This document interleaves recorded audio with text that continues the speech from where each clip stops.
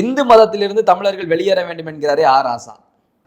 வெளியேறி இந்து மதத்துலேருந்து வெளியேறி என்னங்க இவருக்கு வந்து ஏதாவது வெளியிலேருந்து இவருக்கு வந்து மதமாற்றத்துக்காக யாராவது இவர் அந்த சேவைக்காக யாராவது இவருக்கு வந்து வெகுமதி கொடுக்குறாங்களா? வெகுமதின்னு சொல்றது வந்து ஒரு மரியாதை விருது அந்த மாதிரி வெகுமதி கொடுக்குறாங்களா? இல்லை இது மதமாற்றம் இந்து மதத்திலிருந்து வெளியேற வேண்டும்னா, ஐயா நீங்கள் இந்து மதத்திலேருந்து இது வெளியேறணும்னு ரொம்பலாம் பேசுனீங்கன்னா திமுகவிலிருந்து இந்துக்கள் நிறைய பேர் வெளியேறிடுவான். ஓ ஆர் ராசா அந்த மாதிரி தான் ஏதாவது ஒன்று அபத்தமாக பேசுறது. அவருக்கு வந்து ஆர் ராசான்னு வச்சது வந்து ஏர் ராசான்னு வச்சிருக்கணும். அபத்தமாக பேசும் ராஜா. இது மாதிரி நிறைய பேசியிருக்காரு அவர். அதுவும் வந்து இந்து மதம் சம்மந்தமாக பேசும்போது.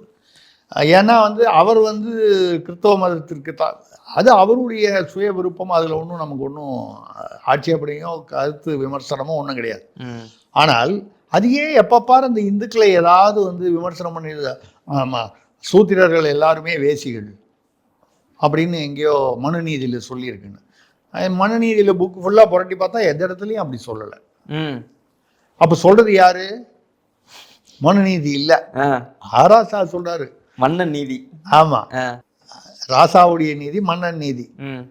இவர் தான் சொல்றாரு சூத்திரர்கள் அனைவரும் வேசிகள் அப்படின்னு அங்க சொல்லியிருக்கு. அப்ப இல்லாததை நீங்க சொல்றீங்கும் போது அப்ப அது உங்களுடைய கருத்து. அதை நீங்கள் மனுநீதி பேர்ல வந்து யாரும் போய் மனுநீதி தேடி போய் எங்க போய் புக்கு கிடைக்க போகுது எங்க போய் படிக்க போறான்ற தைரியத்துல சொல்றீங்க. அந்த மாதிரிதான் இந்துக்கள் அனைவரும் வெளியேறணும்னு.